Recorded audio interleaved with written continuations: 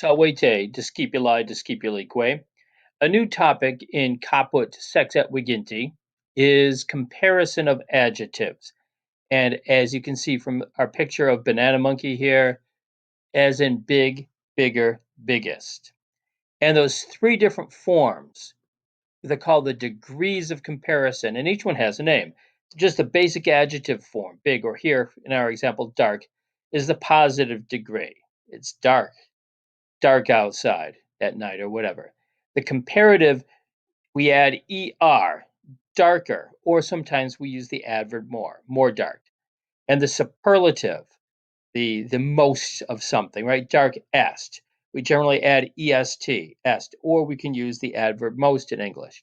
So those are our degrees of comparison: positive, comparative, superlative, dark, darker, darkest. Now we have the same degrees in Latin, same 3 degrees. And the forms are actually a little similar in English, right? Fortis is brave, fortior, braver, fortissimus, bravest. So to make a comparative in Latin, we add ior to the stem.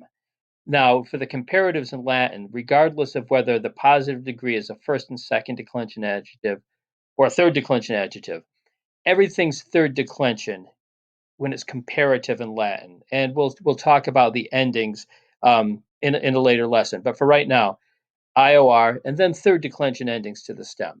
The superlative, fortissimus, add issimus, right? Issimus. And in the superlative, everything is a first and second declension. It's really fortissimus, fortissima, fortissimum, right? So add those to the stem. So this is how they're translated. Again, it pretty much corresponds to the English with a couple of additions, if you want, like fortis, fortior, fortissimus, brave, braver, bravest.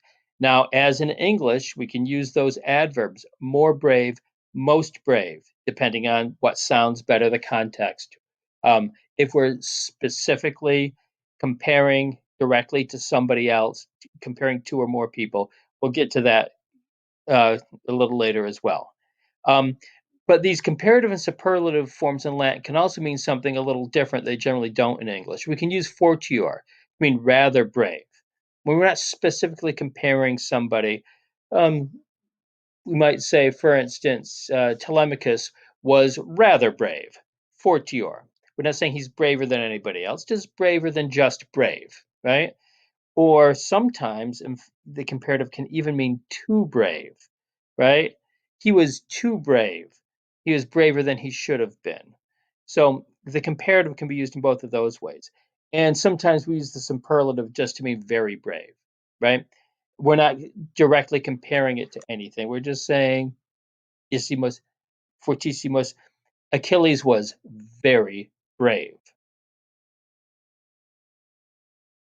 Now, there are some Latin adjectives, especially if the stem ends in a vowel, or if it's a longer word that has 3 or more syllables, that we don't use those endings because it's going to sound too awkward. We don't use the ior or issimus because it's going to be too awkward in Latin. And instead, you use the adverb magis, or magis rather, which means more, and maxime, which means most. This corresponds pretty directly to the more and most in English. For instance, we have this adjective idoneous, which means suitable, and this is kind of a nice example because the English adjective suitable, we do the same thing, right? More suitable, magis idoneus, right? There's no Latin equivalent to suitabler, nor is there in English, right? We say more suitable, maxime idoneus, most suitable, right? We don't say suitablest in English, or we shouldn't, right? So again, but for most Latin adjectives, IOR is the comparative, like ER in English. Issimus is like EST in English.